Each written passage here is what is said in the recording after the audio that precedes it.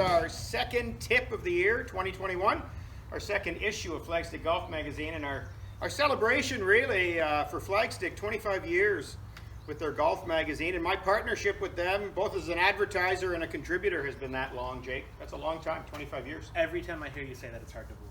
That's a long time of good tips. 33 years teaching, really. So this month we're having some fun. Every month we're having fun. The first issue this year was a tip from, I think, 1990, well, somewhere between 96 and 01, yeah. The first 5 years. Today's from 2002, and this still, I dry mounted this tip, or Jeff might have dry mounted this for me, I don't remember, but it's still one of my favorite tips we've ever done. Love the graphics in it.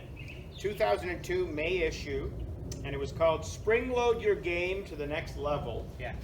And really, Jake, I mean, you've dusted this many, many times. A lot. We've used this a ton at the driving. Isn't that weird? I was mid-30s there. You're going to be 30 soon. I mean, when you look back, amazing.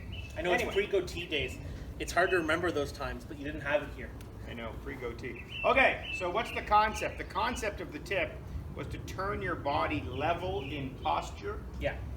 Winding yourself up using coil, using torque, using leverage to create speed and a quieter, stronger golf swing, instead of trying to move the body around a ton and, you know, make your swing longer and whatnot, hit the ball farther. And it's still something we love here at the golf school, right? Well, 100%. And I think the term spring load really speaks to that. You know, the idea of spring is such a beautiful metaphor for how the golf swing should work in general.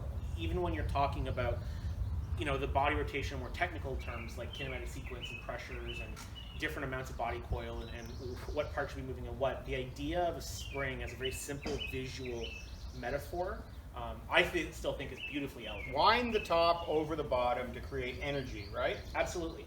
So the first thing I used in the tip was the frisbee, which I still love. I mean, the idea. We have a frisbee in our teaching aid. Yeah, this came right out of a teaching aid box back here. So the idea is that if the lower body's quiet, you know, we wind ourselves up to throw a frisbee. We kind of wind into the back leg and then release out right over the camera there. And that's how you throw a frisbee. And the body really winds, Jake, this way. There's no lift and no shift and no dip in it. It's a level turning of the body, right? Yeah, it's a coiling of energy. So you build that power, you build that energy that you can then release through the golf ball at impact. Yeah, now we still want the lower body, even though it's stabilizing us and restricting a little bit, because, you know, that's how you create that torque or that spring.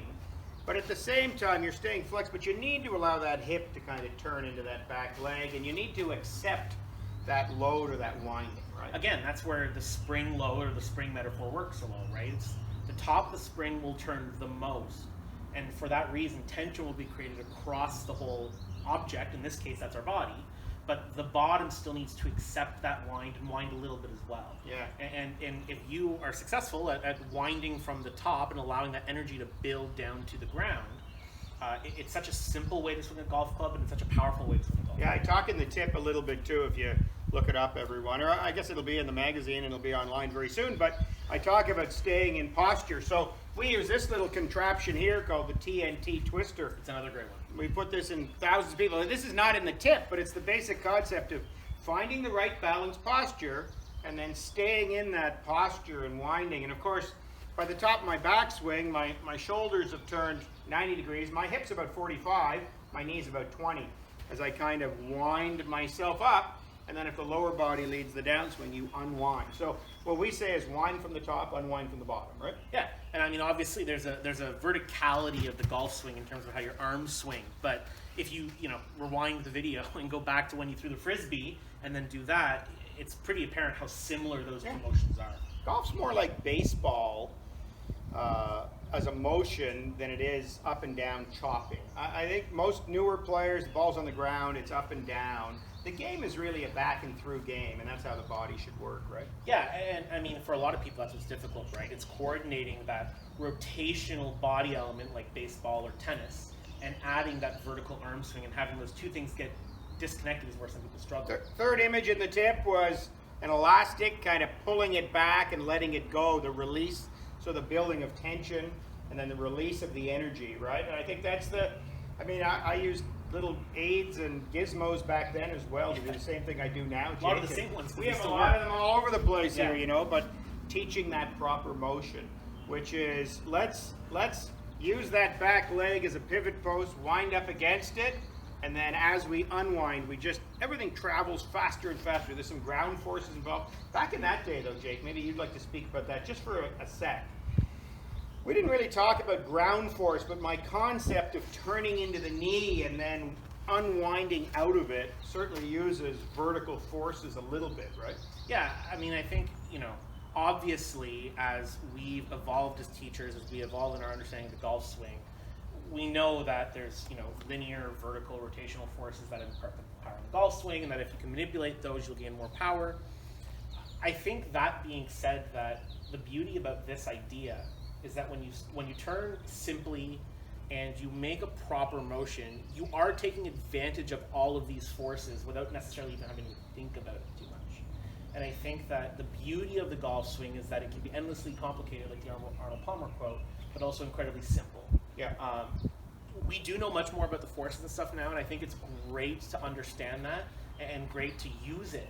But it all comes back down to the simple idea of athletic wind, proper rotation, and then using those forces because you're moving properly, not necessarily trying to manipulate the forces. Love that. And I think for a lot of people, it can get a little bit scary, or you can get lost in the idea of what we now understand. But when you look at something simple and effective like this, it can really make it more accessible and still be just as effective. Yeah, it's a great tip. I love it. 2002, May issue of Flagstick Golf Magazine. Happy anniversary to Flagstick again. Congratulations on 25 great years. You can check out this tip, obviously, here online or in the digital magazine. And we'll be back next month with another great tip from the third 5 years of Flagstick. There it is. Give it a try, everybody. Keep it simple, keep it balanced, wind up and unwind. You'll play better golf.